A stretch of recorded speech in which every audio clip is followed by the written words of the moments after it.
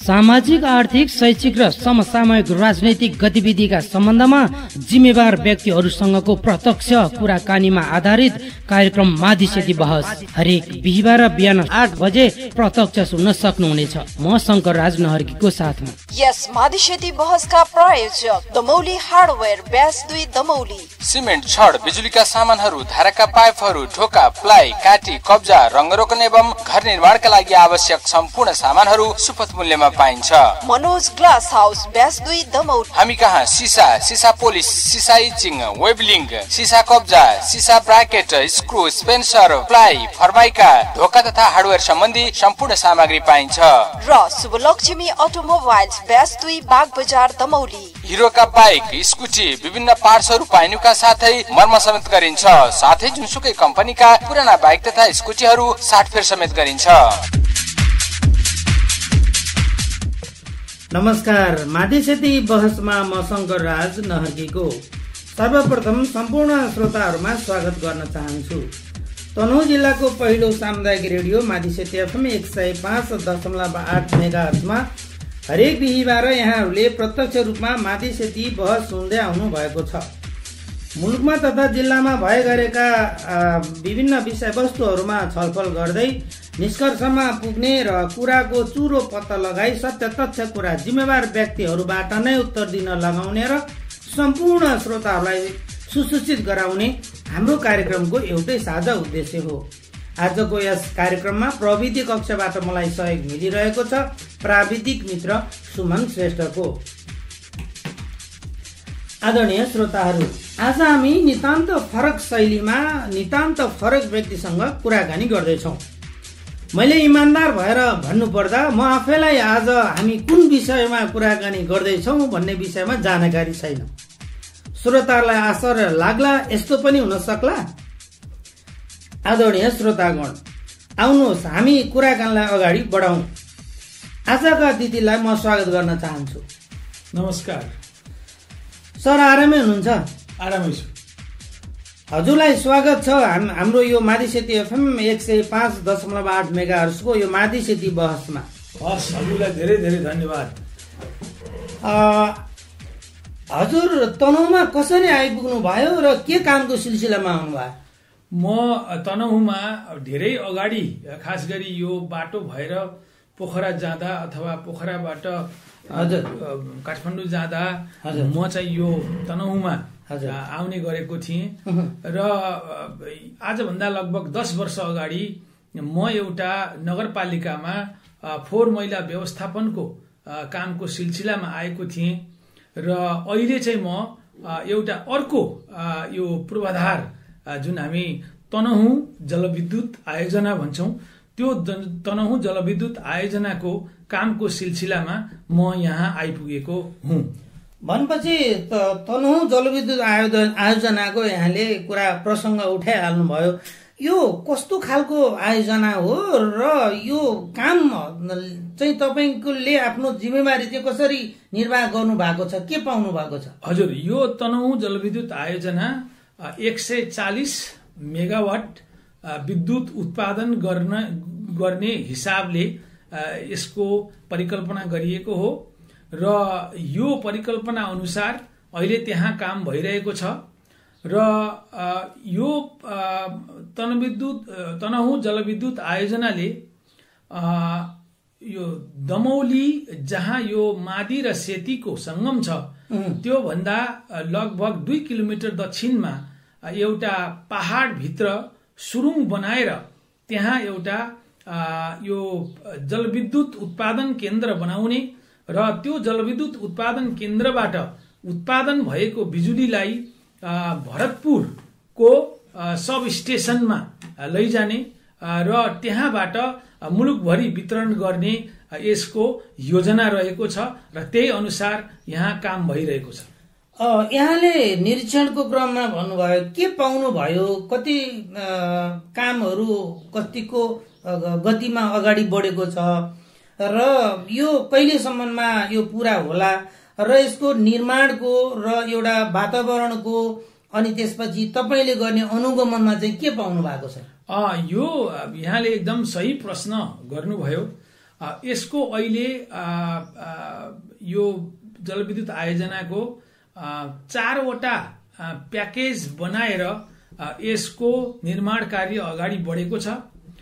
सबैभन्दा पहिलो यो नदीमा बाँध बाँध्ने, सेती नदीमा हामी बाँध बाँध्छौं र त्यो बाँध बाँधेर त्यसबाट हामी सुरुङ मार्फत जलविद्युत केन्द्रमा पानीलाई लग्छौं र त्यो पानीबाट हामी यो जलविद्युत केन्द्रमा बिजुली निकाल्छौं र त्यो अनुसार यो मैले जुन प्याकेज भने त्यो प्याकेज अनुसार पहिलो प्याकेजमा यो बाँध बाँध्ने काम भइरहेको छ र त्यसमा भियतनामको एउटा सोङदा भन्ने निर्माण कम्पनी र हाम्रै नेपालको कालिका कन्स्ट्रक्सन कम्पनीले त्यो कामको जिम्मेवारी पाउनु भएको छ र यस्तै प्याकेज 2 मा यो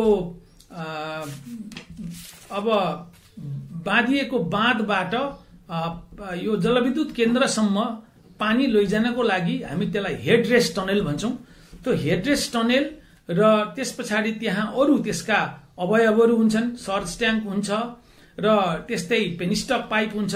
त्यसबाट हामी पावर हाउसमा पानीलाई लैजान्छौं र त्यो पावर हाउसको र सुरुङको निर्माण कार्य छिमेकी मित्र राष्ट्र चीनको यो सिनो हाइड्रो कम्पनी निर्माण कम्पनीले यो कामको जिम्मा पाएको छ र तेस्रो प्याकेजमा त्यहाँबाट निक्लिएको विद्युतलाई भरतपुर, चितवनको भरतपुरमा लैजानको लागि 220 केभी को 35 किलोमिटर लामो हाम्रो ट्रान्समिसन लाइन बन्छ र त्यो ट्रान्समिसन लाइन बनाउने जिम्मा एउटा केईसी इन्टरनेशनल भन्ने भारतीय कम्पनीले जिम्मेवारी पाएको छ र यसको चौथो प्याकेजको रूपमा ग्रामीण विद्युतीकरण रहेको छ। खास गरी यो जलविद्युत आयोजना बनाउँदा यसबाट प्रभावमा पर्ने गाउँपालिकाहरूमा ग्रामीण विद्युतीकरणको मार्फत घर घरमा बिजुली पुर्याउने पनि यसको योजना रहेको छ र त्यसको लागि एउटा अर्को छिमेकी मित्र राष्ट्र भारतकै निर्माण कम्पनी र नेपालको वैभा कन्स्ट्रक्सन भन्ने निर्माण कम्पनी मार्फत काम भइरहेको छ र अहिलेसम्म यो चारैवटा हाम्रो प्याकेजमा काम धेरै अगाडि बढेको छ र अब हामी केही वर्षमा नै यसबाट यो निर्माण सम्पन्न भएर विद्युत निस्कने कुरामा हामी विश्वस्त छौं। यसमा अब यो निश्चय नै गर्वको विषय हो एउटा तनहुको लागि।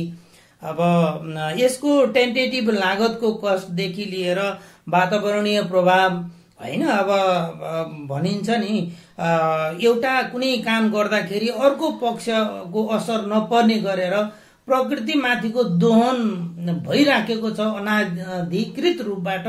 हजुरले पनि देख्नु भएकै छ होला।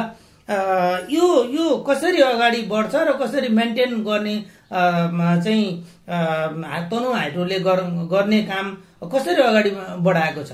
सबभन्दा पहिला यहाँले लागतको प्रश्न सोध्नुभयो र यो अघि मैले भने चारैवटा यसका खण्डहरू को कुल लागत लगभग 50 अर्ब रुपियाँ को यसको लागत रहेको छ र यो खास गरी 3वटा संस्थाहरू, एउटा एसियाली विकास बैंक, अर्को युरोपियन लगानी बैंक र यो जापानको जाइका मार्फत यसको लगानी प्राप्त भएको छ। यसमा नेपाल सरकारको पनि एउटा ठूलो अंश लगानी यसमा भएको छ र त्यस पछाडि अब यहाँले जुन वातावरणीय प्रभावको कुरा गर्नुभयो, यहाँले भन्नुभएको कुरा सही हो कि यत्रो ठूलो आयोजना, यो त एउटा जलाशययुक्त आयोजना हो, किनभने हामीले 140 मिटर अग्लो बाँध हामी बनाउँछौं र त्यो बाँध बनाइसकेपछि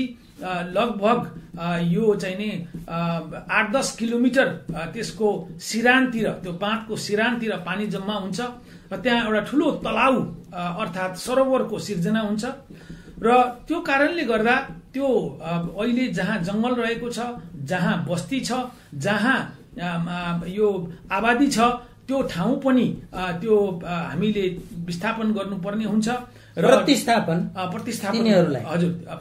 गर्नुपर्ने हुन्छ र त्यो लगायत अब अरू निर्माण कार्य गर्दा जहाँ तपाईको हामी प्रवेश मार्ग भन्छौं, प्रवेश मार्ग हामीले बनाउनु पर्ने हुन्छ र यस्तै अब बिजुलीको हामीले ट्रान्समिसन लाइन बनाउँदा त्यहाँ पनि हामीले चाहिँ कतिपय ठाउँमा यो सामुदायिक वनबाट गएको छ, कतिपय ठाउँमा राष्ट्रिय वनबाट गएको छ, कतिपय ठाउँमा आबादी भएको ठाउँबाट गएको छ र त्यहाँ पनि हामीले यो रुखहरू काट्नुपर्ने, त्यस पछाडि अरू खेती योग्य जमिनलाई पनि हामीले चाहिँ अधिग्रहण गरेर त्यसमा पनि हामीले चाहिँ मुआवजा दिएर हामीले गर्नुपर्ने हुन्छ। त्यो कारणले गर्दा यसको समग्रमा वातावरणमा केही प्रभाव त पर्छ, तर त्यो प्रभावलाई न्यूनीकरण गर्ने उपायहरू पनि यो आयोजनाले यो समेटेको छ। त्यो कारणले गर्दा त्यो प्रभावलाई न्यूनीकरण गर्नको लागि यसमा हामी वातावरणीय प्रभाव मूल्याङ्कन भन्छौं, अर्थात् इन्भाइरोमेन्टल इम्प्याक्ट एसेसमेन्ट भन्छौं, त्यो हामीले यसमा गरेका छौं। र जस्तो उदाहरणको लागि हामीले 1 लाख भन्दा बढी रुखहरू या त काटिने या त त्यो पानीले त्यो रुखहरूलाई छोप्ने भएको हुनाले अब त्यो सबैको हामीले चाहिँ यो हाम्रो नीति अनुसार वातावरणीय हाम्रो वातावरणको नीति अनुसार र यो चाहिँ जुन मैले वातावरणीय प्रभाव मूल्याङ्कन भने त्यसको प्रतिवेदनमा उल्लेख भए अनुसार हामीले चाहिँ जस्तो रुख काटियो भने त्यो जति रुख काटिन्छ त्यो रुख काटिएको सट्टामा अर्को ठाउँमा वृक्षारोपण गर्ने त्यो काम हामीले गर्छौं। र यस्तै अब कसैको जग्गा पर्यो, कसैको घर पर्यो, कसैको फलफूलका बिरुवाहरू त्यसमा पर्यो भने त्यसको पनि हामी चाहिँ उचित मुआवजा दिएर र हामी चाहिँ नि त्यसरी यो वातावरण प्रभावका विभिन्न न्यूनीकरण गर्ने कुराहरूलाई हामीले अवलम्बन गरेको हुनाले यो सबै एकदमै राम्रोसँग यो कामहरू अगाडि बढिरहेको छ। आदरणीय श्रोताहरू, अहिले भर्खरै मात्र यहाँहरूले रेडियो ट्युन गरेर सुन्दै हुनुहुन्छ भने यो हो कार्यक्रम माधिसेती बहस। म हुँ कार्यक्रम सञ्चालक शंकर राज नहर्की। आज हाम्रो स्टुडियोमा प्रत्यक्ष रूपमा चाहिँ कुराकानी हामीले गरिरहेका छौं। श्रोताहरूलाई लाग्न सक्छ उहाँ को हुनुहुन्छ भनेर। तपाईहरु रेडियो सुन्दै जानुहोस्। आज हामी छुट्टै तरिकाबाट, छुट्टै ढंगबाट हामी अगाडि बढिरहेका छौं। यस कार्यक्रमको प्रायोजन गरेको छ तनहुको दमौलीमा रहेको मनोज ग्लास हाउस, त्यस्तै गरेर दमौली ब्यास 2 दमौलीमा रहेको शुभलक्ष्मी अटोमोबाइल्स र अर्को रहेको छ दमौली हार्डवेयर ब्यास 2 शहीद गेट दमौली। त हामी कुरा गरिरहेका छौं यो हाइड्रो हैन जलविद्युत वातावरण सँग सम्बन्धित रहेर केन्द्रित रहेर आज हामी कुराकानी गरिरहेका छौं। र यहाँले अघि भन्नुभयो झन्डै 1 लाख भन्दा बढी रुखहरू चाहिँ काटेर अब त्यो नष्ट हुँदैछन् र यहाँले है भर्खरै पनि भन्नुभयो कि 140 मिटर अग्लो बाँध बन्दैछ पनि भनिसक्नु भएको छ। यसले एउटा छुट्टै खालको एउटा पर्यटकीय अब त्यहाँ त अब यति ठुलो ताल त हैन यहाँ दमौलीमा हुने भएपछि त्यसको अरु आय आर्जनका स्रोतहरू त्यो तालबाट हामीले अरु फाइदा गर्ने बाटाहरू पनि देख्नु भएको छ कि यहाँले के छ? यो यहाँले एकदम महत्त्वपूर्ण कुरा उठान गर्नुभयो। पक्कै पनि यत्रो ठुलो जलाशय अहिले हाम्रो यो तनहुँ जिल्लाको समीपमा रहेको कास्की जिल्लामा अथवा जस्तो यहाँले पोखराको कुरा गर्नुभयो भने त्यसमा चाहिँ तालै तालको सहर भन्छौं हामी। त्यसमा फेवा ताल, बेगनास ताल, रूपा ताल आदि तालहरू छन्। त्यस्तै ताल अथवा सरोवर यहाँले यदि कुलेखानी को भ्रमण गर्नु भएको छ भने कुलेखानीमा पनि हाम्रो इन्द्र सरोवर भनेर त्यस्तै किसिमको जलाशय बनेको छ। र त्यो जलाशय भनेपछि यहाँ व्यास सरोवर बन्ने चाहिँ एउटा छाड छ। व्यास सरोवर बन्छ। तर मलाई यहाँलाई मैले भने निवेदन गरे अहिले हाम्रो धेरै ध्यान यसमा चाहिँ खास गरी यो जलविद्युत आयोजना बनाउनेमा र कसरी सम्पन्न गर्ने समयमा भन्ने हालको कुरामा बढी यहाँहरु केन्द्रित छौं। तर मैले यहाँले अब त्यो जलाशयले ल्याउने सम्भावनाहरू त्यसका अवसरहरूको पनि यहाँले कुरा गर्नुभयो। तर मलाई दुःखका साथ भन्नुपर्छ त्यो जलाशयको वरिपरि हामीले कस्तो शहर बनाउने त्यसलाई पर्यटकीय स्थलको रूपमा कसरी विकास गर्ने र भन्ने कुरामा मलाई चाहिँ अलिकति दुःख केमा लागेको छ भने यहाँका स्थानीय जनप्रतिनिधिहरू, यहाँका हाम्रा राजनेताहरू र यहाँका इन्जिनियरहरू र यहाँका समग्र हाम्रो जनप्रतिनिधिहरूमा यो चासो, यो चाहिँ हामी के गर्न सकिएला, यसबाट हामीले अधिक से अधिक कसरी फाइदा लिन सकिएला भनेर त्यो चासो चाहिँ मैले भएको देखिनँ। अहिलेसम्म मैले धेरैजना यहाँका स्थानीय व्यक्तिहरूसँग कुराकानी गरेँ, तर त्यसमा लागेको अथवा त्यसमा ध्यान दिएको त्यो विषयलाई आफ्नो एउटा एजेन्डाको रूपमा बनाएको चाहिँ मैले पाएको छैन। यो चाहिँ एउटा यो वास्तवमा हामीले थप बहस छलफल गर्नुपर्ने र यसमा चाहिँ लाग्नुपर्ने एउटा विषय हो। र यो किनभने यो हाम्रो लागि एकदमै ठुलो अवसर हो। विकास निर्माणको हिसाबले 140 मेगावाटको प्रोजेक्ट भनेको र यत्रो जलाशय बन्ने हाम्रै आँगनमा, हाम्रै घर छेउमा, हाम्रै गाउँपालिकामा यो कार्यक्रम आउनु एकदम राम्रो कुरा हो। तर यसबाट हामीले अधिक से अधिक कसरी फाइदा लिने र एउटा तनहुँलाई एउटा यसको आडमा, यसको छायामा कसरी एउटा समृद्ध जिल्ला बनाउने, कसरी समृद्ध गाउँपालिका बनाउने, कसरी समृद्ध नगरपालिका बनाउने भन्ने कुरामा चाहिँ हाम्रो एकदमै कम ध्यान पुगेको छ। यसमा चाहिँ म सम्पूर्ण श्रोताहरूलाई पनि र यहाँलाई पनि म यसमा चाहिँ यो विषयमा थप बहस छलफल गर्नको लागि म हार्दिक अनुरोध गर्छु। यहाँले भनिसक्नु भएको छ, यहाँ यो 3-4 चरणमा चाहिँ कामहरू भइराखेको छ हैन। एउटा चाहिँ तपाईँको सिनो हाइड्रोको कुरा गर्नुभयो, केएसी भारतको कुरा गर्नुभयो होइन। अब त्यति धेरै यहाँ त तपाईँको हजारौं हजार जनशक्तिहरू यहाँ चाहिँ तपाईँको खपत भइराखेको छ, हुन्छ होइन यो सम्पन्न हुने समयसम्ममा। तर पनि किन नेपालमा यति धेरै इन्जिनियरहरू छन् होइन, नेपालमा यति धेरै इन्जिनियरहरू छन्, वर्षै पछि इन्जिनियरहरू उत्पादन भइराखेका छन्, अनि तिनीहरूले चाहिँ सही रूपबाट काम गर्न पाएका छैनन्। यहाँ पनि विभिन्न समुदायका व्यक्तिहरू बसोबास गरेको जिल्ला हो तनहुँ जिल्ला, र यहाँको जनशक्ति खोइ त यहाँ खपत हुन सकेको। यो बारेमा किन कसैले चासो र एउटा चाहिँ जिज्ञासा राख्दैन, यहाँले के भन्नुहुन्छ? एकदम राम्रो विषयको यहाँले उठान गर्नुभयो। वास्तवमा म यहाँलाई के निवेदन गरौँ भने यो मेरो त एउटा सोचाइ, मैले केही नेताहरूसँग पनि कुराकानी गरेँ। अहिले हामी 140 मेगावाटको यो जलविद्युत आयोजना हामी बनाउँदैछौँ, काम गर्दैछौँ, र एउटा अर्को पनि आयोजना यसकै पुछारमा अहिले जहाँ यो तनहुँ जलविद्युत आयोजना बनेको छ त्यसको पुछारमा अर्को एउटा आयोजना बनाउने फेरि कुरा अगाडि आइरहेको छ। तर त्यो पनि अहिलेसम्म हाम्रो विकासको हाम्रो परिपाटी के भयो भने हामी चाहिँ नि एक किसिमको कसैले दिएको कुरा थाप्ने मात्रै हाम्रो चाहिँ नि के भयो भने हाम्रो संस्कार भयो, सरकारले देला र खाउला भन्ने प्रवृत्ति भयो। त्यो कारणले गर्दा अघि पनि यहाँलाई मैले निवेदन गरेँ, यो आयोजना एसियाली विकास ब्याङ्क, त्यस पछाडि युरोपियन इन्भेस्टमेन्ट ब्याङ्क र तपाईँको जाइकाको सहयोगमा यो बन्न लागेको छ। अब तर हाम्रो दुःखको कुरा यहाँले भन्नुभयो, यसमा हाम्रो इन्जिनियरहरू एकदमै थोरै होलान्। तनहुँको खास गरी तनहुँका धरतीपुत्रहरू, यहाँ उत्पादन भएका, यहाँबाट पढेका, यहाँबाट तपाईँको चाहिँ यो भूगोलमा उत्पन्न भएका इन्जिनियरहरूको संख्या एकदम त्यहाँ कम छ।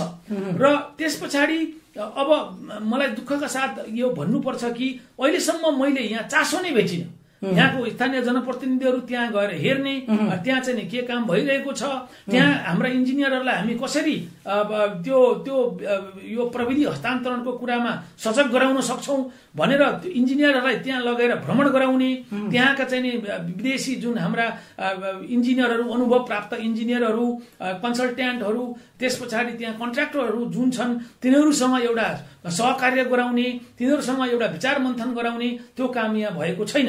र त्यो कारणले गर्दा यो काम चाहिँ कसले गर्नुपर्ने जस्तो लाग्छ? यो काम गर्नुपर्ने त सबभन्दा पहिलो कुरा त यहाँका जनप्रतिनिधि, यहाँका राजनेता, यहाँका तपाईँको नगरपालिकाका प्रमुख, उपप्रमुख लगायत अन्य तपाईँको जननिर्वाचित जुन हाम्रा यहाँका चाहिँ यो प्रतिनिधिहरू हुनुहुन्छ, स्थानीय नेताहरू हुनुहुन्छ, उहाँहरूको नै हो। यो वास्तवमा यो हाम्रो आँगनमा आएको, हाम्रो ठाउँमा आएको विकासबाट हामीले अधिक से अधिक कसरी फाइदा लिन सक्छौं, हामीले यहाँका निर्माण कर्मीहरू, हाम्रा यहाँका निर्माण व्यवसायीहरूलाई त्यहाँ कसरी संलग्न गराउन सक्छौं, हाम्रा इन्जिनियरहरूलाई हामी त्यहाँ कसरी संलग्न गराउन सक्छौं र हाम्रा चाहिने जनप्रतिनिधिहरूलाई त्यहाँ हामी कसरी संलग्न गराउन सक्छौं, त्यो आयोजनालाई हामी स्थानीयको तवरमा कसरी सहयोग पुर्याउन सक्छौं र त्यसबाट हामी के लिन सक्छौं भन्ने कुरामा चाहिँ ठूलो एउटा खाडल मैले देखेको छु। त्यो कारणले गर्दा यो चाहिँ यसको जिम्मेवारी भनेको चाहिँ हाम्रा स्थानीय नेताहरूकै हो, यहाँका जनप्रतिनिधिहरूकै हो। उहाँहरूकै तपाईँको यो उहाँहरूले नै यो कार्यलाई अगाडि बढाउनु पर्छ। अब हुन त प्रत्येक मान्छे, प्रत्येक जिल्लामा बसोबास गर्ने नागरिकहरूको आफ्नै खालको विकासका सपनाहरू हुन्छन् हैन। एउटा सम्पन्न सुखी नेपाली, एउटा विकासले भरिपूर्ण भएको नेपाल हेर्न सबै चाहन्छन्। यहाँको मस्तिष्कमा विकासको सपना सँगसँगै तनहुको सपना चाहिँ के छ? एकदम राम्रो यहाँले प्रश्न उठान गर्नुभयो र यो म के निवेदन गरौँ भने यहाँले भनेको एकदम सही कुरा हो। मैले नेपालका लगभग 50-55 वटा जिल्लाको मैले भ्रमण गर्न पाएको छु। त्यहाँको विकास निर्माणको पूर्वाधार, त्यहाँको सडक यातायात, त्यहाँको अब अन्य विकासहरू, त्यहाँको शहरी विकास, त्यहाँको चाहिँ अब खानेपानी, त्यहाँको त्यसपछि यातायात, यो सबै कुराको मैले केही अध्ययन गर्ने मौका पाएको छु। त्यसकारण मैले यहाँलाई निवेदन गरेँ। म तनहुमा लगभग 10-12 वर्ष अगाडि पहिलो पटक आएको थिएँ र त्यति बेला नै मैले यो तनहुलाई हेर्दाखेरि, दमौलीलाई हेर्दाखेरि र अन्य नजिकका हाम्रा ठाउँहरूलाई हेर्दाखेरि यहाँको विकासको एउटा सपना मेरो दिमागमा आएको छ र त्यो म यहाँलाई निवेदन गर्न चाहन्छु। र यो किन महत्त्वपूर्ण कुरा छ भने हामीले त्यो सपना देख्नुपर्छ। हामीले सपना देख्नुपर्छ। सपना नदेखिकन हाम्रो सपना पूरा हुँदैन, अगाडि बढ्दैन। र जस्तो यसको कुरामा म यहाँलाई निवेदन गरौँ, विकासको सपना भन्दा सबभन्दा पहिलो कुरा त यहाँका यो जनसमुदायलाई बसोबास गर्ने बस्ती विकासको एउटा सपना हो। मैले यहाँलाई निवेदन गरौँ, अहिले यो दमौली जुन हाम्रो नगरपालिका छ, यहाँको बजार, यहाँका चाहिँ सडकहरू सिधा छन्। यहाँ चाहिँ एकदम राम्रोसँग त्यो सानो क्षेत्रफल भए पनि एउटा यो कसैले कुनै एउटा मान्छेले कसैले तपाईँको यो चाहिँ योजनाबद्ध सहरीकरण हुनुपर्छ भनेर सिधा बाटो बनाएर त्यहाँ चाहिँ सानो सहर विकास गरेको छ। तर त्यसको सँगै अहिले विकास भएका अन्य सहरहरू, अन्य ठाउँहरू यहाँले हेर्नुभयो भने ती चाहिँ पुरानै हाम्रा चाहिने तपाईँको यो घोडेटोहरूलाई नै हामीले चाहिँ सडकको रूपमा विकास गरेका छौँ। मेरो भनाइको मतलब के हो भने जस्तो एउटा दमौली त हाम्रो पुरानो दमौली भयो, तर नयाँ दमौली त्यसको हामीले परिकल्पना गरेका छैनौँ, मैले देखिनँ। भनेपछि नयाँ दमौलीको अवधारणा, नयाँ दमौलीको परिकल्पना चाहिँ कसरी साकार हुन्छ त? जस्तो कि यही दमौलीलाई नै मासेर अर्को दमौली अथवा के गर्ने हो कि यसको चाहिँ विकल्प के हो? मैले यहाँलाई भने जस्तो यहाँका हाम्रा दाजुभाइहरू, दिदीबहिनीहरू अहिले वैदेशिक रोजगारीमा धेरै गएका छन्। मानिलिनुहोस् एकजना कोही यहाँको स्थानीय मान्छे, स्थानीय हाम्रो व्यक्ति तपाईँको साउदी अरबमा, कतारमा गएर उहाँले 1 करोड रुपियाँ कमाएर लिएर आउनुभयो। उहाँको एउटा सपना, म यसको एउटा घर बनाउँछु र म चाहिँ एउटा व्यवस्थित ठाउँमा बस्छु भनेर उहाँले कल्पना गर्नुभयो भने सम्भवतः उहाँले दमौलीमा त्यो घर जग्गा किन्नुहुन्न, उहाँले घर बनाउनु, किनभने त्यहाँ तपाईँको उहाँले विकासै देख्नुहुन्न। अब त्यसको सट्टा उहाँ पोखरा जानु होला, त्यसको सट्टा उहाँ चितवन जानु होला अथवा काठमाडौँ जानु होला। भनेपछि त्यो एउटा यहाँकै मान्छेलाई, यहाँकै तपाईँको जुन एउटा उद्यमीलाई, यहाँ तपाईँको बसोबास गर्न चाहने मान्छेलाई आकर्षण गर्नको लागि हामीलाई चाहिँ व्यवस्थित बसोबास भएको सहर चाहिन्छ। र त्यो सहर हामी चाहिँ जस्तो दमौली अहिले भयो भने त्यसको नजिकै हामी एउटा स्याटेलाइट सिटी अर्थात् नयाँ दमौलीको हामी परिकल्पना गर्न सक्छौँ र त्यहाँ हामी 5 देखि 10 लाख जनसङ्ख्या अट्न सक्ने गरी त्यहाँ चाहिँ ठुलो बाटो, चौडा सडक, त्यहाँ चाहिँ तपाईँको नाला भएको, त्यहाँ तपाईँको चाहिँ यो खानेपानीको तपाईँको चाहिँ सुविधा भएको र अस्पताल भएको, पढ्नको लागि विद्यालय भएको, त्यस्तो ठाउँको हामी कल्पना गर्न सक्छौँ। र हामी त्यहाँ चाहिँ नि हामीले यदि विकास गर्यौँ भने त्यो ठाउँमा पक्कै पनि त्यो साउदी अरबबाट, कतारबाट पैसा कमाएर लिएर आएको मान्छेले त्यहाँ घर जग्गा किनेर बस्छ। यसै प्रसङ्गमा नि सर, जस्तो यहाँले भएको सहरमा त विकासका संरचनाहरू अधुरै छन्, अपुरै छन्, नाला खुल्लै छ, फोहोर फाल्ने एउटा डम्पिङ साइटको उचित व्यवस्थापन अझैसम्म हुन सकेको छैन भने त्यो नयाँ सहरको कल्पना त सपना नै होइन र? होइन, यहाँले भनेको कुरा अब केही हदसम्म सत्य हो, तर म यहाँलाई के निवेदन गरौँ भने जस्तो अहिले हामी यो हाम्रो मुगलिनबाट पोखरा जाने हाम्रो जुन राजमार्ग हो, जुन हाम्रो पृथ्वी राजमार्गलाई हामी चौडा पारिरहेका छौँ होइन। चौडा पार्ने क्रममा मैले अस्ति देखेँ, मैले केही चर्चामा पनि त्यो कुरा सुने, हामीले दमौलीको बीचमा भएका ती 10औं वर्ष पुराना रुखहरूलाई हामीले सर्लक्क काटेका छौँ होइन, धेरै रुख बिरुवाहरू काटिएका छन् चौडा पार्नलाई। अब हामीसँग अवसर के थियो भने जस्तो अहिले हामी जुन ठाउँमा छौँ, यहाँ चापाघाटमा छौँ हामी होइन, त्यहाँबाट हाम्रो माथिको पुल आउँछ र माथिको पुलबाट हामीले पुरानै ठाउँबाट पुरानै सहरबाट त्यो हाम्रो चाहिँ पृथ्वी राजमार्गलाई लैजाने हामीले चाहिँ नि गरेका छौँ। अहिले त्यसमा हाम्रो चाहिँ नि अब हाम्रो सानो सोचले हामीले त्यही ठाउँमा घर भत्काएर त्यहाँ भएको संरचना भत्काएर रुख काटेर हामीले लाने गरेका छौँ। त्यसको सट्टा यदि हामीले माथिको त्यो पुलको मुखबाट एउटा सुरुङ हामीले त्यो पहाडको मुनि त्यो तपाईको जुन अहिले हाम्रो चाहिँ सब स्टेसन छ जहाँ तपाईको चाहिँ बिजुली जहाँबाट वितरण हुन्छ, त्यो सब स्टेसनको तलबाट होइन एउटा हामीले सुरुङ हानेको भए अथवा तालघारे साइडसम्म पुर्याउने परिकल्पना देखेको भए गरेको भए हाम्रो के हुन्थ्यो, हाम्रो रुख पनि काट्नु पर्दैन थियो, हाम्रो चाहिँ तपाईँको सडक पनि सिधा हुन्थ्यो र हामी त्यो सुरुङबाट हामी चाहिँ तपाईँको बाटो उता निकाल्थ्यौँ। फेरि यसमा फेरि लागतको कुरा आउला नि त, लागत चाहिँ डबलै बन्न जान्छ। लागत डबल परे पनि त्रिबल परे पनि तपाईँको के भने हामी त्यो गर्न सक्छौँ, किनभने त्यो कुनै ठुलो कुरा होइन। किन ठुलो कुरा होइन भने ठुलो कुरा के हो भने तपाईँको त्यो भएको मौजुदा हाम्रो सहरलाई कसरी जोगाउने, त्यसलाई रमणीय कसरी बनाउने। र अर्को कुरा म यहाँलाई निवेदन गरौँ, एउटा मानिलिनुहोस् तपाईँको चाहिँ नि मुगलिनबाट 28 पाङ्ग्रे ट्रक आइरहेको छ र त्यो 28 पाङ्ग्रे ट्रक पोखरा जान चाहन्छ अनि त्यो 28 पाङ्ग्रे ट्रकलाई यहाँले दमौलीको बीच सडकबाट किन लानु पर्यो? उसले त्यो त्यहाँ रोकेर एक कप चिया पनि खाँदैन। त्यसकारण यदि त्यसलाई यहाँले एउटा बाइपास सुरुङबाट यहाँले पठाउन सकेको भए, त्यो अवधारणा हामीले लिएर आएको भए हाम्रो के हुन्थ्यो, हाम्रो पृथ्वी राजमार्ग पनि हाम्रो चाहिँ नि अझ स्तरीय बन्ने थियो, हामीले रुख पनि काट्नु पर्ने थिएन। यसरी हामी चाहिँ विकासको अवसरलाई हामी छोप्न सक्थ्यौँ, तर हामीले त्यो अवसरलाई छोपेनौँ, त्यसमा हामीले बहुत छलफलै गरेनौँ। त्यसकारण मेरो यहाँलाई निवेदन के भने अब यदि हामीले तनहुँका मान्छेलाई, तनहुँका हाम्रा चाहिने तपाईँको समुदायलाई तनहुँमै राख्ने, दमौलीमै राख्ने हो भने हामी अहिलेको मौजुदा ठाउँमा कुनै आकर्षण छैन त्यहाँ, किनभने बाटो पुरानै छ, सानो बाटो छ, तपाईँको चाहिँ गाडी एउटा पास गर्न सकिँदैन। त्यो ठाउँमा भन्दा एउटा चाहिँ तपाईँको हामीले नयाँ ठाउँमा नजिकै एउटा चाहिँ नयाँ दमौलीको हामी परिकल्पना गरेर 5 देखि 10 लाखसम्म जनसङ्ख्यालाई त्यहाँ बसोबास गराउने कालान्तरमा हामीले सोच्यौँ भने बिस्तारै हाम्रो त्यो सहर विकास हुन्छ, मान्छेहरू त्यहाँ गएर बस्छन् र त्यसो हुँदाखेरि यता पनि चाप हाम्रो कम हुन्छ। त्यसो भएपछि यो ठाउँलाई पनि हामी फेरि यसलाई चाहिँ पुनर्निर्माण गर्न सक्छौँ र भव्य सहर बनाउन सक्छौँ। त्यसो गर्दा हामी यसरी बस्ती विकासको परिकल्पना गर्न सक्छौँ, सहरी विकासको परिकल्पना गर्छौँ। यो एकदमै महत्त्वपूर्ण कुरा छ।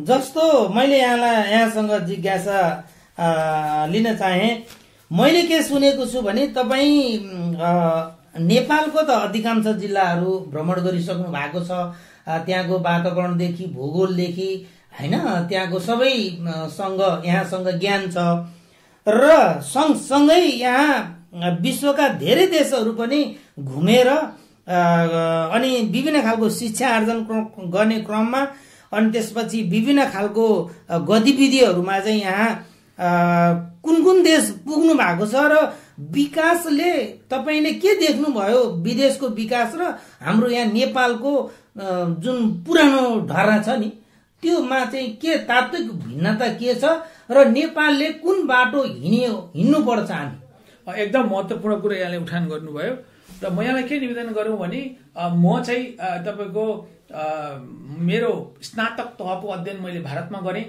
स्नातकोत्तर र विद्यावारिधीको अध्ययन मैले थाइल्यान्डमा गरेँ, पिएचडी चाहिँ थाइल्यान्डबाट गरेँ। कुन विषयमा गर्नुभयो? मैले वातावरण इन्जिनियरिङमा गरेँ। वातावरण इन्जिनियरिङमा मैले विद्यावारिधी गरेँ र त्यसपछि म जापानको टोकियो विश्वविद्यालयमा उत्तर विद्यावारिधि गर्न गएँ। यसरी मैले तपाईँको यो मुलुकहरूको साथसाथै मैले अरू अब एसिया पेसिफिकका मलेसिया भन्नुहोस्, सिङ्गापुर भन्नुहोस्, त्यसपछि कम्बोडिया भन्नुहोस्, भियतनाम भन्नुहोस्, अब यो मुलुकहरूको मैले भ्रमण गर्ने मौका पाएको छु। र यस्तै अन्य मुलुकहरूमा तपाईँको म जर्मनी पुगेको छु, यस्तै म दक्षिण अमेरिका पुगेको छु, अमेरिका पुगेको छु। र यसरी मैले चाहिँ यो देश विदेशको भ्रमण गर्दा मैले के पाएको छु भने कुनै एउटा तपाईँको सहरमा गएर त्यहाँको एउटा इन्जिनियरलाई, त्यहाँको एउटा विकासविदलाई मैले सोधेँ भने उहाँले त्यहाँ एउटा त्यो सहरको एउटा सपना बताउनुहुन्छ। यो सहर कालान्तरमा हामीले यो सहरलाई, यो ठाउँलाई यसरी विकास गर्न लागेका छौँ भन्ने एउटा परिकल्पना उहाँले बताउनुहुन्छ। उहाँहरूसित गुरुयोजना छ। तर हामीसँग मैले यहाँ देखेँ जस्तो मैले यहाँलाई निवेदन गरेँ र यो मैले जस्तो सुरुको यहाँलाई मैले एउटा कुरा भने, त्यो लगायत मैले चाहिँ एउटा नयाँ दमौलीको मैले कुरा भने, यो कुरा चाहिँ तपाईँको मैले त्यो सपना, त्यो एउटा तपाईँको परिकल्पना चाहिँ हाम्रो यहाँका स्थानीय प्रतिनिधिहरू, हाम्रा यहाँका विकास निर्माताहरू, नीति नियम बनाउने हाम्रा चाहिँ अब अध्येताहरू, उहाँहरूसँग मैले सपना चाहिँ मैले कम पाएको छु। त्यो हाम्रो देशमा दीर्घकालीन विकास रणनीति र योजनै भएन होइन। जस्तो कि म यसैमा रोक्न चाहे हजुरलाई, एउटा आउँछ खाल्टो खन्छ, अर्को आउँछ फेरि त्यो खाल्टो खनेकोलाई फेरि पुर्छ, फेरि अर्को आउँछ यो खाल्टोको यो आयतन मिलेन, यसको बेसहरू मिलेन, फेरि अर्को आउँछ फेरि खाल्टो खन्छ, फेरि अर्को आउँछ फेरि त्यसलाई पुर्छ। त्यो चाहिँ हजुरले एकदम महत्त्वपूर्ण कुरा भन्नुभयो। मेरो विचारमा के भने त्यो चाहिँ हामी व्यक्तिगत स्वार्थ, आफ्नो परिवारको स्वार्थ, आफ्नो छोरा नातिहरूको स्वार्थ, त्योभन्दा माथि हामी उठ्नै सकेका छैनौँ।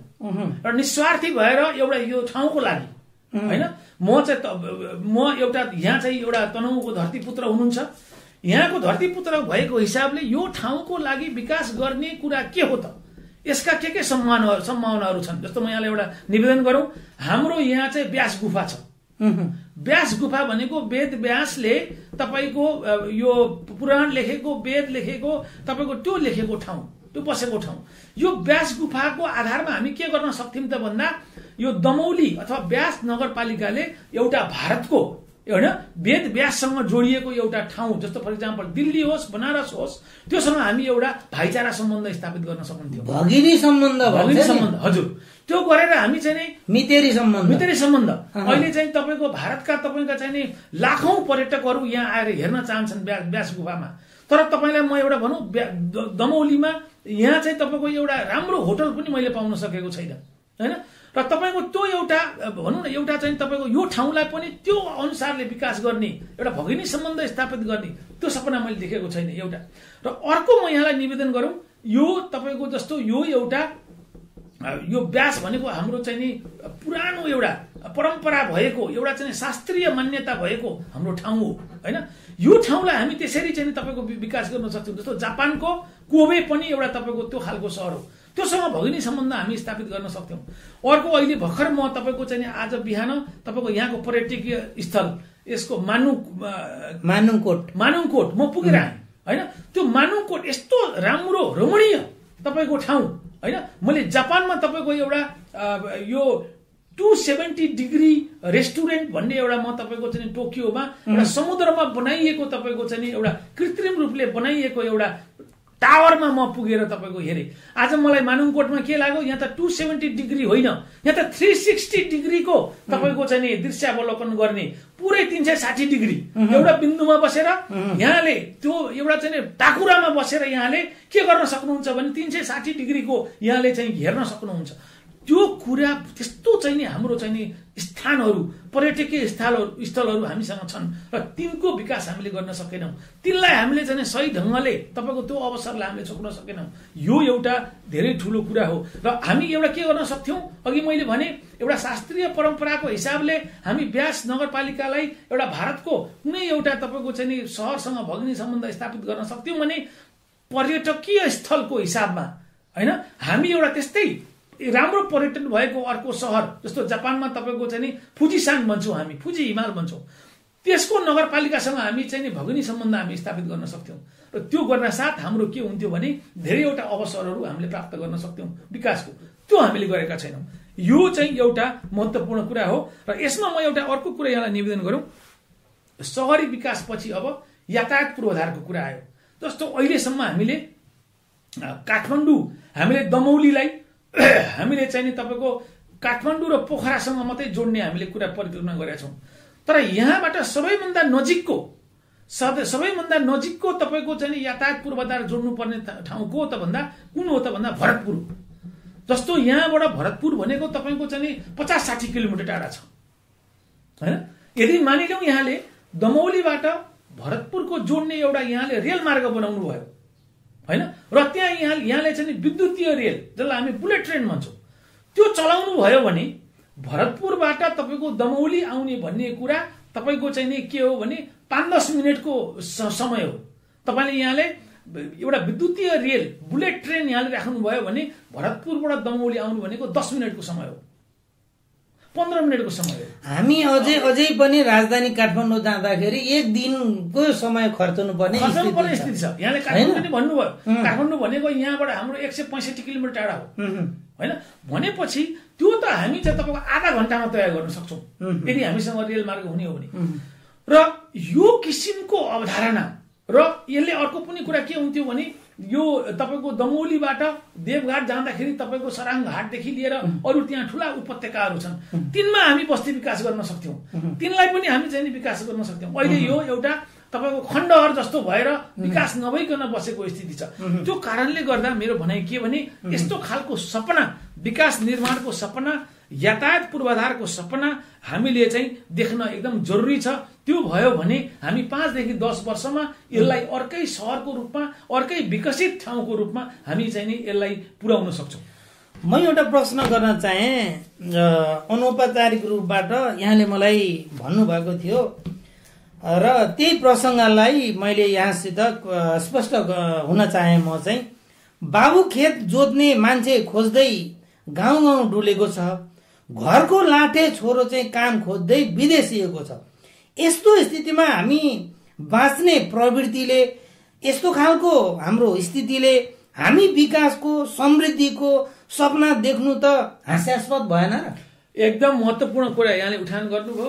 यहाँले जुन एउटा वाक्यांश भन्नुभयो त्यसलाई म अझ सहज तरिकाले छोटोमा भनौँ, खेत जोत्नु पर्ने छ होइन। खेत जोत्नको लागि बाउ चाहिँ बिहानै उठेर हली खोज्न जान्छ, दिनभरि हली खोज्न जान्छ, बेलुका आउँछ हली भेट्दैन। र छोरो चाहिँ ऊ चाहिँ बेरोजगार छ, ऊ चाहिँ दिनभरि काम पाएको छैन, ऊ चाहिँ जागिर खोज्न जान्छ। भनेपछि बाउ चाहिँ दिनभरि त्यो हलो जोत्नका लागि, बारीमा काम गर्नको लागि लाठे खोज्न जान्छ, छोरो चाहिँ दिनभरि तपाईँको रोजगारी खोज्न जान्छ। भनेपछि बाउले खोजेको कुरा र छोरोले खोजेको कुराको यहाँ तालमेल छैन। मैले दुःखका साथ यहाँलाई निवेदन गर्नुपर्छ। हिजो म एउटा विद्यालयमा पुगेँ होइन, यो चाहिँ दमौलीबाट लगभग 5-7 किलोमिटरको दूरीमा रहेको एउटा विद्यालयमा म पुगेँ र त्यो विद्यालयका विद्यार्थीहरूसँग मैले अन्तर्क्रिया गरेँ। कुन विषयमा गर्नुभयो? यो हामीले कम्प्युटर शिक्षाको विषयमा हामीले चाहिँ अन्तर्क्रिया गर्यौं र मलाई एकदम दुःख लाग्यो कि हाम्रै भाइ बहिनीहरू हैन, हाम्रा यहाँका धरतीपुत्रहरू, यो धरतीका हाम्रा सन्तानहरूलाई हामीले शिक्षाको नाममा हामीले खासै केही दिन सकेका छैनौं। र यहाँले तपाईको त्यो भएको कारणले गर्दा उनीहरूसँग एउटा उनले स्कुलमा त गए, तपाईको समय त दिए, तर उनीहरूले एउटा जुन शिक्षा सिक्नु पर्ने हो, जुन सिप हासिल गर्नु पर्ने हो त्यो पाएका छैनन्। जुन मापदण्ड उनीहरूले अपनाउनु पर्ने हो, जुन मापदण्ड चाहिँ पूरा गर्नु पर्ने हो, त्यो जिरो छ। त्यो जिरो, शून्य नगण्य छ। शून्य त नभनौं, नगण्य छ। केही न केही त उनीहरूले पढेका छन्, केही न केही तपाईँ गरेका छन्, तर त्यसले हामीलाई एउटा यहाँले भन्नुभएको जस्तो एउटा चाहिँ सक्षम एउटा पेशाकर्मी बनाउँदैन, एउटा सक्षम पेशाकर्मी बनाउँदैन, एउटा तपाईको इन्जिनियर बनाउँदैन, डाक्टर बनाउँदैन, पत्रकार बनाउँदैन र तपाईको व्यवसायी बनाउँदैन।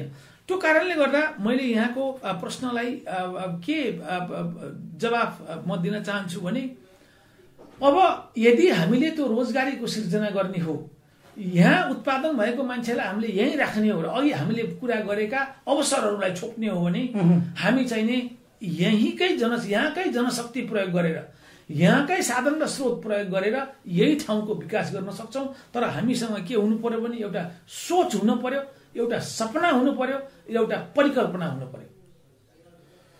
यहाँले उठाउनु भयो, शिक्षाको कुरा पनि गर्नुभयो। शिक्षा एउटा देश समृद्ध हुनको लागि शिक्षा, स्वास्थ्य लगायतका पूर्वाधारहरूमा हामी आत्मनिर्भर हुनुपर्दछ। हजुर हजुर होइन, अहिले पछिल्लो अवस्था हेर्ने हो भने अरबौं रुपियाँको हामी तरकारी भारत लगायतका मुलुकहरूबाट ल्याउँछौँ। हजुर खाद्यान्न चामल पनि हामीले अरबौं रुपियाँको चाहिँ विदेशबाट ल्याएर हाम्रो पेट भर्नुपर्ने स्थिति छ। तर विडम्बना दुःखका साथ के भन्नुपर्छ भने हाम्रा खेतबारीहरू बाँझै छन् होइन। ती डाँडाहरूमा अब त्यो वनमासाले ढाकेको छ। अनि त्यस्तै गरेर अनि हामी बजार आउँछौँ, हरियो खुर्सानी र 1 किलो गोलभेडा हामी बोकेर अनि गाउँतिर लाग्छौँ। तर हाम्रो करेसा बारी, आँगन अगाडिको बारी चाहिँ हामी बाँझै राख्छौँ। यस्तो परिस्थितिले विकास र समृद्धिको नारा र यस्तै विषयमा बहस गर्दैमा कुनै तात्विक अथवा हामी कतातिर पुग्छौँ यस्तो अवस्थाले? यहाँले एकदम अर्को महत्त्वपूर्ण विषयको उठान गर्नुभयो। म यसलाई निवेदन गरौँ, अघिल्लो चोटि म दमौली आएको बेलामा म छाब्दी बाराही पुगेँ। त्यहाँ छाब्दी बाराही मन्दिरको मैले दर्शन गरेँ र त्यस पछाडि त्यहाँको स्थानीय केरा मैले 2-4 दर्जन केरा किनेर मैले लिएर गएँ। र त्यहाँको अर्गानिक केरा, त्यहाँको हजुर त्यहाँ उत्पादन भएको मैले स्थानीय केरा भनेर मैले लिएर गएँ। र मेरो घरमा अहिलेसम्म मेरो घरका परिवारका सदस्यले के भन्नुभयो भने अहिलेसम्म हामीले यस्तो केराको त हामीले स्वाद लिन पाएकै थिएनौँ, यो कहाँबाट ल्याउनु भयो तपाईँले, यो त अचम्म भयो भनेर उहाँहरूले भन्नुभयो। भनेको मतलब के भने र त्यो चर्चा गर्नुभयो होइन। हाम्रो घरमा यस्तो ठाउँको तनहुँको यस्तो मिठो केरा आएको छ भनेर चर्चा गर्नु भनेको मतलब यो तनहुँ जिल्ला एउटा कृषि उत्पादनको हिसाबमा, चाहे तपाईँ त्यो केराको कुरा गर्नुहोस्, स्थानीय केराको कुरा गर्नुहोस्, चाहे तपाईँ कफीको कुरा गर्नुहोस्, चाहे तपाईँ अन्य फलफुलको तपाईँ कुरा गर्नुहोस्, र यहाँको तपाईँको चाहिँ नि अन्य यो सुन्तलाको कुरा गर्नुहोस् होइन, यहाँको तपाईँ चाहिँ नि दालहरूको सिमीको तपाईँ कुरा गर्नुहोस्, यस्तो राम्रो उत्पादन हुने ठाउँ सायद यो नेपालमा तपाईँले तुलना गर्नुभयो भने अन्य कयौं जिल्लाहरूको तुलनामा यस्तो उर्वरा भूमि भएको यो ठाउँ हो। तर यो ठाउँमा अहिले यहाँलाई मैले जस्तो यहाँले भने, यहाँले नै म यहाँलाई पनि एउटा पत्रकार हुनुहुन्छ, यहाँले तपाईँको चाहिँ नि यो रेडियोको कार्यक्रम चलाउनुहुन्छ, छाब्दीको केरा, छाब्दीको स्थानीय केरा, यहाँले कुनै समाचार पढ्नु भएको छ? यहाँले कुनै त्यसमा हाम्रो कृषि विभाग अथवा कृषि हाम्रो चाहिँ जुन अड्डा छ कृषिसँग सम्बन्धित, त्यसले तपाईँको चाहिँ यसलाई प्रचार प्रसार गर्ने कुनै काम गरेको छ? अथवा यहाँका व्यवसायीहरूले त्यसको कुनै एउटा ब्रान्ड बनाएका छन्? बनाएका छैन। त्यो भएको हुनाले मेरो भनाइ के भने, यहाँले भन्नुभएको कुरा के भने यो सम्भावना भएको धरतीमा बसेर हामी चाहिँ तपाईँको कतार अरबको तपाईँको सपना देखिरहेछौँ, हामी विदेश जाने तपाईँको चाहिँ सपना देखिरहेका छौँ। तर यो ठाउँलाई हामीले कसरी विकास गर्ने, यो ठाउँको तपाईँको चाहिँ एउटा यो उत्थान कसरी गर्ने, यहाँ र विदेशमा गएको यहाँको तनहुँवासीलाई पनि फेरि यही कसरी लिएर आउने भन्ने कुरामा हाम्रो एकदमै तपाईँको चाहिँ नि विचार मन्थन हुनुपर्ने, बहस हुनुपर्ने कुरा एकदम कम छ। त्यो वास्तवमा हामीले प्रश्न नै गरेका छैनौँ। त्यो अहिलेसम्म तपाईँको चाहिँ नसोधिएको प्रश्न हो। उही एउटा मृगको नाभिमा हुने चाहिँ त्यो सुगन्धलाई कहाँबाट चाहिँ यो मेरो यो सुगन्ध यति सुगन्ध चाहिँ आयो भनेर त्यो मृग चाहिँ जङ्गल जङ्गल जङ्गल जङ्गल जङ्गल दिनभरि चारेर अनि त्यसपछि थाकेपछि एउटा शीतलमा बस्छ अनि त्यहाँ पनि गन्ध उसले फेरि प्राप्त गर्दछ। यो कहाँबाट आयो भनेर उसलाई थाहा छैन। हामी पनि हाम्रो भूमिमा, हाम्रो माटोमा हामीमा के क्षमता छ, हामी अत्तो न पत्तो छौँ होइन। हजुर, एकदम सही कुरा गर्नुभयो। र यो हामीले यो सम्भावना देखेकै छैनौँ, यसमा हामीले बहस छलफल गरेकै छैनौँ। र यहाँको तपाईँको अघि पनि मैले यहाँ निवेदन गरेँ, हामी नयाँ दमौली कसरी बनाउन सक्छौँ, कहाँ बनाउन सक्छौँ, हामी तपाईँको चाहिँ नि अब यातायात पूर्वाधारमा हामी चाहिँ यसलाई चाहिँ हाम्रा नजिकका हाम्रा यातायात पूर्वाधार भएका ठाउँमा कसरी जोड्न सक्छौँ, कसरी हामी छोटो समयमा त्यहाँ पुग्न सक्छौँ र कसरी हामी सामानको हामी ढुवानी गर्न सक्छौँ भन्ने कुरामा हामीले छलफल बहस गरेका छैनौँ। र यहाँ त अर्को कुरा के भने राम्रो हामीले त्यस्तो खालको ठाउँ हामीले चाहिँ सिर्जना गर्दा, त्यस्तो बस्ती बसाल्दा हामी अन्य मुलुकका पनि मान्छेहरूलाई तपाईँको यहाँ आएर बस्ने किसिमले हामी आकर्षण गर्न सक्छौँ। त्यो हामीले काम गरेका छैनौँ। र यहाँले कृषि उत्पादनको कुरा गर्नुभयो, कृषिमा पनि हामीले चाहिँ तपाईँको चाहिँ नि जुन एउटा यहाँको भूगोलमा, यहाँको हावापानीमा, यहाँको मौसममा के उत्पादन हुन सक्छ। अहिले यहाँले नाङ्गा डाँडाको कुरा गर्नुभयो, नाङ्गा जमिनको कुरा गर्नुभयो, त्यो जमिनमा हामी चाहिँ नि के उत्पादन गर्न सक्छौँ भन्ने कुरामा हाम्रो बहस छलफल भएको छैन, मैले यहाँ सुन्न पाइनँ। यो कुरा चाहिँ एउटा दुःखलाग्दो कुरा हो भन्ने मलाई लाग्छ। हामीले पढेका थियौँ हरियो वन नेपालको धन, होइन? र गाउँघरतिर एउटा उखान पनि थियो, चर्चा परिचर्चा त्यति बेला बुवा हजुरबाहरूले हजुरआमाले भन्नुहुन्थ्यो, जसका गाई बस्तु उसका वन, जसका छोराहरू उसका धन भन्ने खालको एउटा त्यो थियो।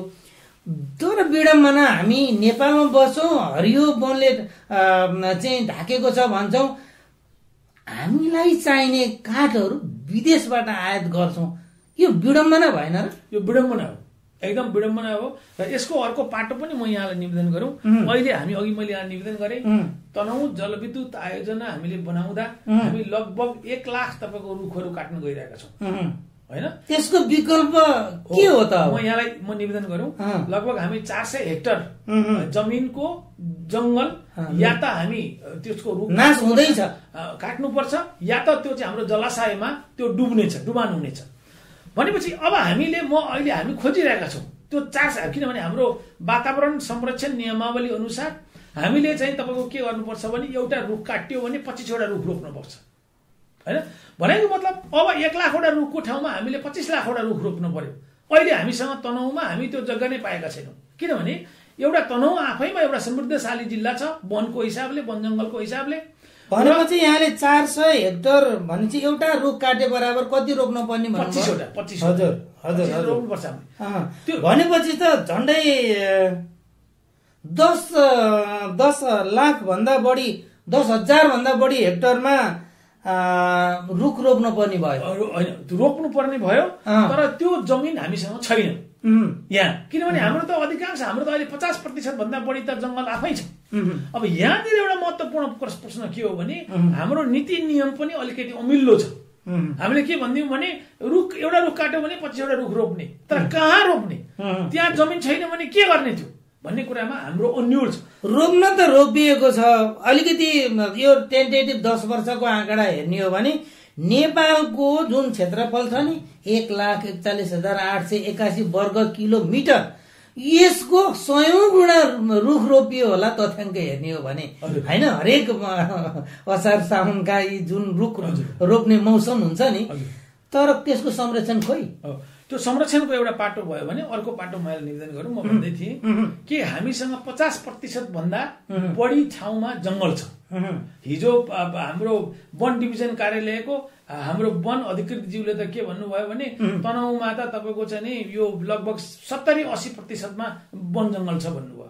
भनेपछि रुखै रोप्नु पर्दैन भन्ने ठाउँ नै छैन, भरिसक्यो। यहाँभित्र तपाईँको चाहिँ ठाउँ नै छैन। र एउटा म तपाईँलाई एउटा के निवेदन गरौँ भने यहाँले अघि भन्नुभयो इन्डोनेसियाबाट, मलेसियाबाट हामी काठ लिएर आउँछौँ। एउटा त हाम्रो स्थानीय उत्पादनलाई, हाम्रो वन पैदावारलाई हामीले कसरी चाहिँ बजारीकरण गर्ने, कसरी तपाईँको चाहिँ स्थानीय माग आपूर्ति गर्ने भन्ने कुरामा हाम्रो तालमेल छैन, नम्बर 1। नम्बर 2 मा हाम्रो के छ त भन्दा, मैले यहाँलाई निवेदन गरौँ, अहिले तनहुँ लगायत नेपालका अधिकांश जिल्लाहरूमा तपाईँको के भयो भने यो बसाइसराई र तपाईँको चाहिँ अन्य कारणले गर्दा वन जङ्गल हाम्रो हतै बढ्यो। वन जङ्गल बढेपछि के भयो, वन्य जन्तुहरूको पनि तपाईँको के भने संख्यामा एकदमै अत्यधिक वृद्धि भयो। त्यो कारणले गर्दा अहिले हाम्रो तनहुँ लगायत कैयौं जिल्लाहरूमा तपाईँको बाँदर आतंक छ। यहाँले सुन्नुभएको छ केही समय अगाडि बर्दियामा एउटा मोटरसाइकलमा हिँडिरहेको यात्रुलाई तपाईँको चाहिँ नि बाघले मोटरसाइकलबाटै थुतेर लग्यो। अनि तनहुँको पनि भानु नगरपालिका आसपासमा धेरै व्यक्तिहरूलाई चाहिँ बाघले मारेको छ। ल हेर्नुहोस्, भने हामीले के गर्यौँ त भन्दा हामीले कुरामा विचार गरेन। अहिले तपाईले एउटा मलाई भन्नुहोस्, यो तपाईको कुनै एउटा विकसित मुलुकमा, जापानमा अथवा अमेरिकामा अथवा अस्ट्रेलियामा कोही मान्छेलाई बाघले मार्यो भने त्यो घटनालाई लिएर राज्यले कस्तो किसिमको हैन राज्यले कारबाही गर्ला, कस्तो किसिमको नीति बनाउला। वन मन्त्रीले नै राजीनामा दिने अवस्था सिर्जना हुन्छ। हुन त्यो मात्रै होइन, त्यो राजीनामा दिने भन्दा पनि त्यो त एउटा ठुलो संकेत हो। अब अहिले एउटा मार्यो भने अर्को त अझै 5 जना मार्ला। त्यसलाई हामी कसरी नियन्त्रण गर्न सक्छौँ? त्यो कारणले गर्दा अघि मैले भने नि, हाम्रो बस्ती विकास अब हामीले के गर्नु जरुरी छ भने तपाईको चाहिँ निश्चित ठाउँमा तपाईको चाहिँ यो वन्यजन्तुहरूलाई तपाईको गर्ने र यो हाम्रो सहर यस्तो बनाउने, यस्तो ठाउँ बनाउने जहाँ तपाईको वन्यजन्तुको आक्रमण नहोस् हैन, त्यो किसिमको हामीले गर्ने। त्यसकारण यो मेरो भनाइको मतलब के भने हामीले तपाईको चाहिँ नि यो कुरालाई पनि हामीले चाहिँ एकदमै यो भित्रैबाट हामीले चाहिँ हाम्रो भित्रैबाट हाम्रो बहसमा लिएर आएर, हाम्रो अनुसन्धानमा लिएर आएर हामीले गर्नुपर्ने काम यो एउटा प्रमुख काम हो। किनभने तपाईँ एकातिर हामी वन जङ्गलको संरक्षण गर्ने, एकातिर हामी वन जङ्गललाई बढाउने, अर्कोतिर हाम्रै दाजुभाइ दिदीबहिनीहरूलाई तपाईँको यो वन्यजन्तुले आक्रमण गर्ने र बाँदरले तपाईँको चाहिँ आतंक सिर्जना गर्ने। धेरै ठाउँमा तपाईँको किसानहरू बाँदर आतंकको कारणले गर्दा बसाइ सरेर जानुपर्ने पनि स्थिति आएको छ।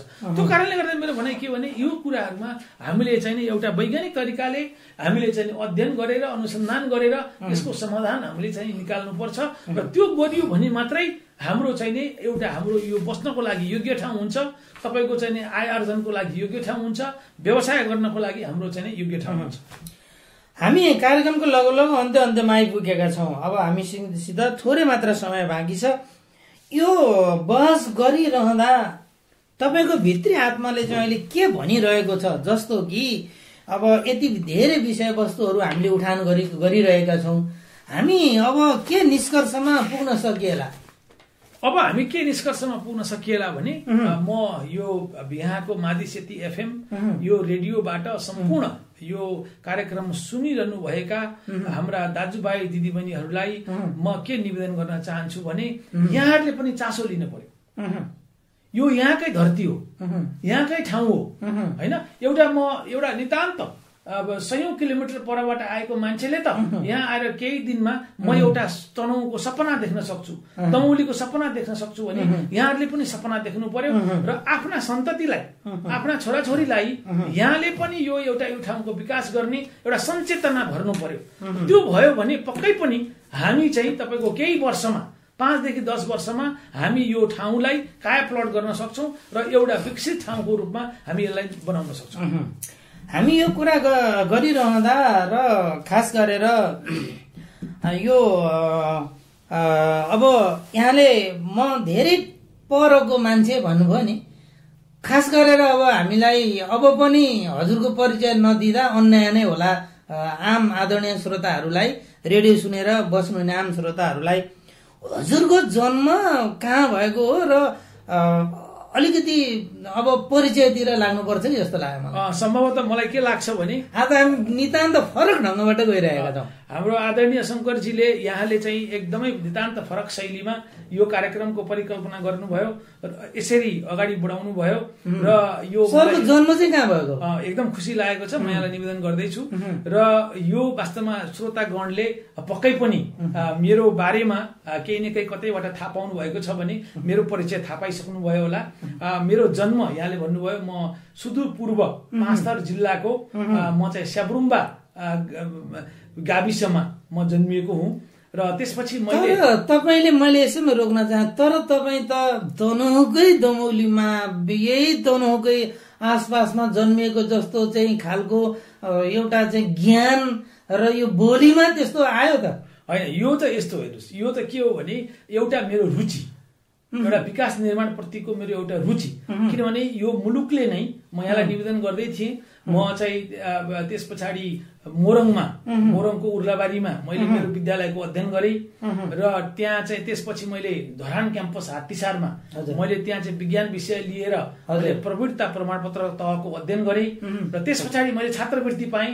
छात्रवृत्ति पाएर म भारतको बिर्ला इन्स्टिच्युट अफ टेक्नोलोजीमा सिभिल इन्जिनियरिङको अध्ययन गर्न गएँ र त्यसपछि म तपाईँको थाइल्यान्डको एसियन इन्स्टिच्युट अफ टेक्नोलोजीमा मैले मेरो स्नातकोत्तर र विद्यावारिधि गरेँ। त्यो पनि छात्रवृत्तिमा नै गरेँ। त्यसपछि म जापान गएँ। जापानमा पनि तपाईँको चाहिँ मैले छात्रवृत्तिमै म त्यहाँ पुगेँ र त्यहाँ अनुसन्धानको मैले काम गरेँ। भनेपछि यसरी म एउटा यो मुलुकको एउटा धरतीपुत्र हुँ म र यो एउटा मैले चाहिँ छात्रवृत्तिमा नै मैले पढेँ। मलाई कसैले कर तिरेको एउटा चाहिँ कोषबाट मैले चाहिँ छात्रवृत्ति पाएँ भने मैले के विचार गरेँ भने यो मुलुकलाई अब मैले केही दिन पर्छ हैन। अब त नाम पनि भन्दा नभने भने त अब अन्याय नै पर्ला श्रोताहरूलाई। हजुर, मेरो नाम नवराज खतिवडा हो र मैले यहाँलाई निवेदन गरिहालेँ। मैले इन्जिनियरिङमा सिभिल इन्जिनियरिङमा स्नातक र वातावरण इन्जिनियरिङमा मैले स्नातकोत्तर। आदरणीय श्रोताहरू, तपाईँहरूले थाहा पाउनुभयो, बल्ल मात्रै हामीले यो पोल खोल्यौं।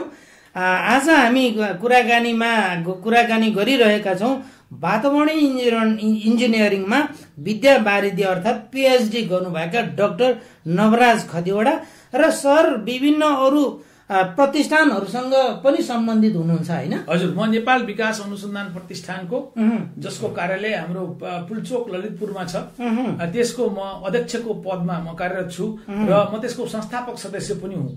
हामीले आजभन्दा 17-18 वर्ष अगाडि एउटा मुलुकको थिङ्क ट्याङ्कको रूपमा एउटा सोच केन्द्रको रूपमा यो संस्थालाई हामीले अगाडि बढाएका हौँ र अहिले हामीसँग लगभग 20-25 जना हाम्रो चाहिँ अध्येताहरू हामीसँग काम गर्नुहुन्छ। यो विकास अनुसन्धान प्रतिष्ठानले चाहिँ के कस्ता कामहरू गरेको छ छोटकरीमा हामी कार्यक्रमको अन्त्यमा आइपुग्यो। हजुर, यसले चाहिँ अब खास गरी यो विकास निर्माणको नीतिहरू जुन हुन्छ अहिले हामी चाहिँ अब जलस्रोतको विकासको लागि, यातायात विकासको लागि, त्यस पछाडि शिक्षामा, स्वास्थ्यमा, यी विभिन्न विषयमा हामी चाहिँ नीतिगत अध्ययन गर्छौं र त्यसपछि नेपाल सरकारलाई लगायत अन्य निकायहरूलाई त्यो एउटा पृच्छ पोषण गर्ने काम गर्छौं हामी नीतिमा। र त्यस पछाडि हाम्रो अर्को उद्देश्य चाहिँ त्यहाँ हाम्रो चाहिँ स्थानीय जनशक्ति उत्पादन गर्नु पनि हो। अहिले हाम्रो संस्थाबाट विगत 17-18 वर्षमा मैले निवेदन गरेँ लगभग 2000 भन्दा बढी हाम्रो चाहिँ यो विकासविदहरू, इन्जिनियरहरू र अरू चाहिँ हाम्रो चाहिँ अध्येताहरू यसमा आबद्ध भएर तालिम पाउनु भएको छ, प्रशिक्षित हुनु भएको छ र देश विदेशमा उहाँहरू काम गरिरहनु भएको छ। हुन्छ, हामी यो कुराकानीको लागि समय, यहाँको अमूल्य समय दिनुभयो र सिङ्गो माधिसेती एफएम र यो माधिसेती बहस कार्यक्रमको म सञ्चालकको हैसियतले यहाँप्रति म आभार व्यक्त गर्न चाहन्छु। हस्, यहाँलाई पनि धेरै धेरै धन्यवाद मलाई यो अवसर दिनुभयो र यो माधिसेती एफएम को एकदमै उत्तरोत्तर प्रगतिको कामना गर्छु र सम्पूर्ण तनहुँ जिल्लावासीहरू र यो रेडियो सुनिरहनु हुने अन्य जिल्लाका दाजुभाइ दिदीबहिनीहरूलाई पनि म हार्दिक नमन गर्न चाहन्छु र यो आउनुस् हामी चाहिँ यो सहकार्य गरौँ र यो ठाउँको हामी विकास गरौँ र यसको उन्नति गरौँ। यो किनभने तपाईँ हाम्रै धरती हो, तपाईँ हाम्रै मुलुक हो। आदरणीय श्रोताहरू, हामी कार्यक्रमको अन्त्यमा आइपुगेका छौं। यस कार्यक्रमको प्रायोजक रहेको छ Manoj glass house bash 2 Damauli Tanahun, त्यस्तै शुभलक्ष्मी अटोमोबाइल्स ब्यास 2 दमौली तनहुँ र दमौली हार्डवेयर ब्यास 2 शहीद गेट दमौली तनहुँ। आदरणीय श्रोताहरू, हामी कार्यक्रमको अन्त्यमा आइपुगेका छौं। आज हामीले यस्तै खालको कार्यक्रम निर्माण गरेर प्रसारण गर्यौं। आजका हाम्रो बहसमा सरिक हुनु भएको थियो वातावरण इन्जिनियरिङमा पिएचडी अर्थात् विद्यावारिधि गर्नुभएका तथा नेपाल विकास अनुसन्धान प्रतिष्ठानका अध्यक्ष डाक्टर नवराज खतिवडा। आदरणीय श्रोताहरू, अर्को सातासम्मको लागि प्रविधिमा रहेर साथ दिने प्राविधिक मित्र सुमन श्रेष्ठलाई धेरै धेरै धन्यवाद दिँदै म कार्यक्रम सञ्चालक शंकर राज नहर्कीलाई पनि बिदा दिनुहोस्। अर्को साता फेरि नयाँ अतिथिका साथ, नयाँ व्यक्तित्वका साथ हामी उपस्थित हुनेछौँ। तपाईको साता शुभ रहोस्। नमस्कार।